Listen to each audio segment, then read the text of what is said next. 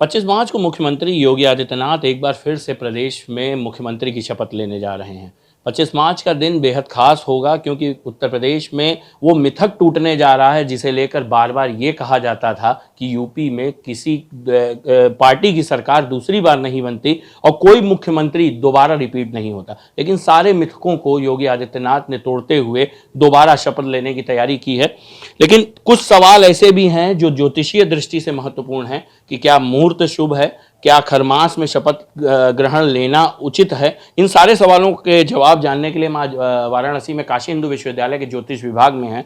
और गुरुजी, पहले तो हम आपका परिचय जानेंगे और इन सवालों का क्या जवाब है ये जानना चाहेंगे। देखिए, सुभाष पांडे, काशी हिंदू विश्वविद्यालय वाराणसी ज्योतिष। जो मुख्यमंत्री जी आदित्यनाथ जी पुनः दूसरी बार मुख्यमंत्री का शपथ लेने जा रहे हैं, इन्होंने बहुत सारे मिथक को तोड़ा है, अंधविश्वास को भी तोड़ा है, अब वह शास्त्र सम्मत भी है।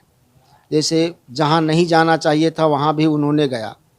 तो जो व्यक्ति अगर मन की भावना से, पवित्र भावना से और पारलौकिक कार्य को करता है, लौकिक नहीं, जैसे हमको अगर कोई निहित स्वार्थ के बस अगर कार्य करना है तो उसमें मुहूर्त की प्रधानता होती है।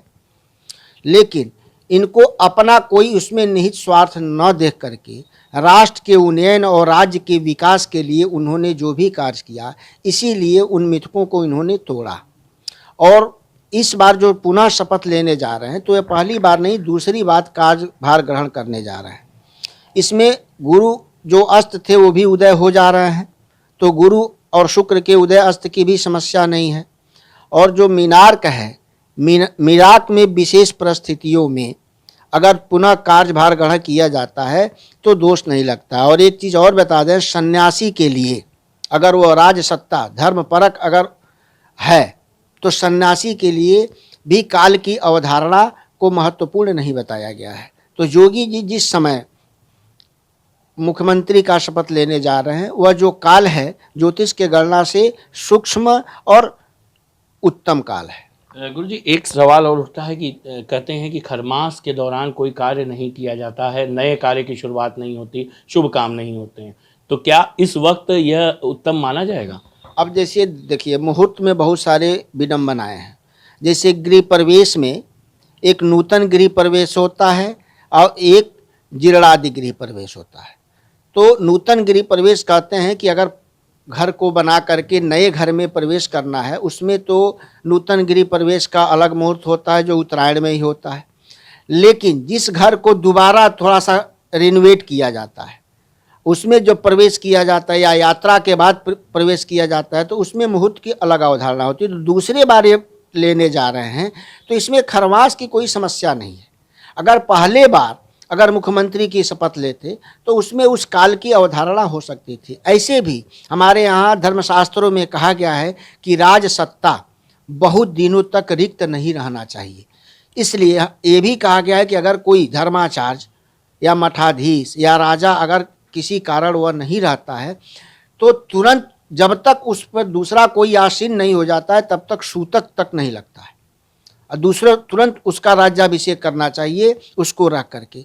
तो उसमें काल की अवधारणा नहीं। तो राज सत्ता जो रिक्त है तो 1 महीने के लिए राज सत्ता को रिक्त करना ये धार्मिक और आध्यात्मिक या किसी भी दृष्टि से यह उत्तम नहीं है।